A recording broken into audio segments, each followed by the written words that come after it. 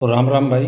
ये भी JEE 21 का एक सवाल लाया हूँ मैं, कैपेसिटेंस के ऊपर है ना। तो यहाँ पे बोल रखा है एक्चुअली कि एक पैरेलल प्लेट कैपेसिटर है और उसमें दो हमने स्लैब डाइलेक्ट्रिक स्लैब इंसर्ट कर दिए। K1 जिसका है, दूसरे का K2 है डाइलेक्ट्रिक कांस्टेंट।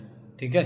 एरिया इसकी हाफ कर रखी है, मतलब अगर ये पूरा एरिया है तो ये A/2 है और इसकी जो ये वाली विड्थ है ये पूरी D है, लेकिन इसकी D/2 है, इसकी D/2 है।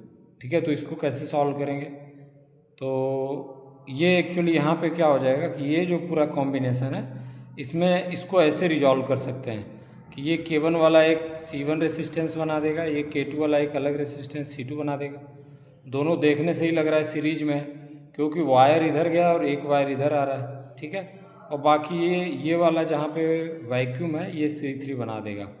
तो ये जो है इन दोनों के पैरेलल में आ जाएगा, फाइनल ऐसा कॉम्बिनेशन आ जाएगा। अब क्या करेंगे कि हम लोग भाई C1 और C2 की वैल्यू लिख लेंगे। तो हमें मालूम है कि कैपेसिटेंस का फार्मूला होता है एप्सिलॉन नॉट A/D जनरली। ठीक है। अगर डाइलेक्ट्रिक इंस्टेंट करते हैं तो यहाँ पे डाइलेक्ट्रिक कांस्टेंट K से मल्टीप्लाई हो सकता है।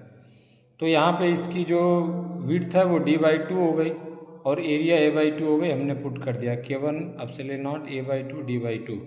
इसको सॉल्व कर दिया तो भाई यहाँ पे ये आ गया कुछ। अब यहाँ पे एप्सिलॉन नॉट A/D को हम x मान के इसका K1x रख देंगे। इससे हमें ओवरऑल कैलकुलेशन में ईजी हो जाएगा। ठीक है। फिर ऐसे ही C2 भी करेंगे, K2 इंटू एप्सिलॉन नॉट, इसका एरिया भी आधा हो चुका है A/2, D भी आधा हो चुका है D/2। इसको सॉल्व करेंगे तो ये वाली चीज़ x मान रखिए, ये K2x आ जाएगा। ठीक है। C3 सिंपल है, यहाँ पे कोई डाइलेक्ट्रिक कॉन्स्ट है ही नहीं, तो इसका रख देंगे epsilon not A/2 into D, क्योंकि एरिया तो ये आधी है, A/2 ही है। तो फाइनली ये भाई अगर ये x इसको रख देंगे तो ये x/2 आ जाएगा। अब हमें मालूम है कि अगर दो कैपेसिटर सीरीज में होते हैं, जैसे C1 और C2 हैं, तो है ना, तो सीरीज में होते हैं तो इनका क्या बनता है, दो कैपेसिटर का C1 C2 अपॉन में C1 प्लस C2। जैसा रेसिस्टेंस में पैरेलल में होता है वैसा सीरीज में कैपेसिटर में हो जाता है। तो इसको जब सॉल्व करेंगे K1x K2x रख करके, तो फाइनली ये हमारी वैल्यू आ जा रही है कुछ। ठीक है।